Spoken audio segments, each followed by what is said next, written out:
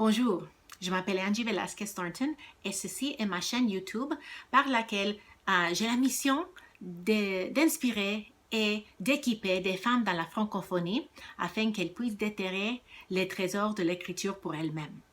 Si c'est votre première fois sur ma chaîne, je vous invite à vous abonner et à cliquer like sur les vidéos et à partager ce contenu avec vos amis. Et aussi à me laisser un commentaire avec ce que vous avez pensé du vidéo, avec une explication de comment vous avez appris de ce vidéo. Et j'aimerais vous introduire à cette liste de lecture de l'Évangile selon Marc. L'année passée, le Seigneur m'a permis de donner une étude de 12 sessions sur l'Évangile selon Marc. Et j'ai choisi 12 péricopes ou 12 sections pour enseigner à un groupe de femmes de l'Église de Montréal-Nord. Depuis ce temps, j'ai eu l'occasion d'enseigner dans d'autres églises et maintenant que je suis en confinement, j'ai le souhait de pouvoir enseigner à travers tout l'Évangile selon Marc et remplir certaines trous que j'ai laissés quand j'ai choisi, sélectionné les 12 passages que j'ai enseignés. Je voulais vous donner un bref survol de l'Évangile selon Marc. L'Évangile commence avec la déclaration de Marc que c'est l'Évangile de Jésus-Christ, le Fils de Dieu. Et à partir de ce moment-là, Marc entreprend à prouver à ses lecteurs, à travers son Évangile, que Jésus est ce Fils de Dieu.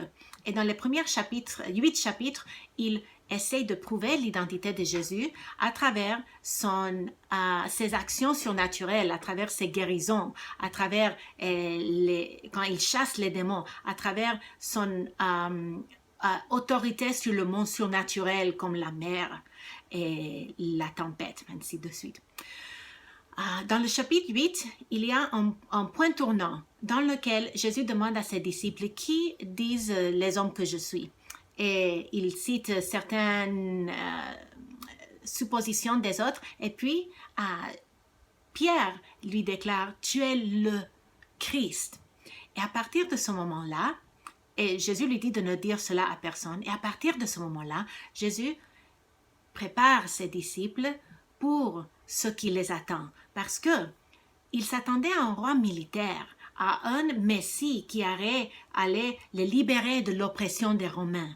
Mais Jésus veut que ses disciples comprennent que leur Messie serait un Messie qui souffrirait. Donc à plusieurs reprises, à partir du chapitre 8, la fin du chapitre 8, Jésus a dit à ses disciples qu'il va aller à Jérusalem, qu'il sera crucifié.